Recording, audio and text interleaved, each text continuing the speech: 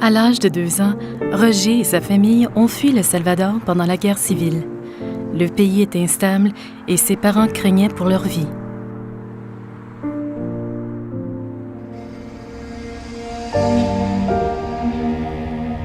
Quand sa famille est arrivée au Canada, elle s'est installée dans un quartier défavorisé. Tous les membres de la famille ont dû repartir à zéro et apprendre l'anglais. La mère de Roger a dû se recycler et son père souffrait de stress post-traumatique.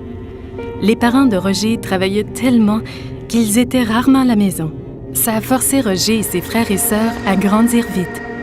Il y avait peu d'activités pour les jeunes dans son quartier. À l'âge de 10 ans, Roger voulait faire du sport. Un ami lui a suggéré d'aller au centre YMCA local. Sa mère craignait de ne pas pouvoir se le permettre, mais le Y leur a alloué une aide financière afin que Roger puisse participer. Et dès le départ, le personnel l'a mis bien à l'aise. Au Y, Roger disposait d'un endroit sûr où jouer et se faire des amis. Cela l'empêchait d'avoir des ennuis. Il fut un des rares élèves de sa classe à obtenir un diplôme et le premier de sa famille à étudier à l'université. L'aide que Roger a reçue au Y l'a incité à tendre la main à son tour pour aider les autres. Aujourd'hui, il travaille auprès des jeunes de sa communauté à guider, motiver et inspirer la prochaine génération.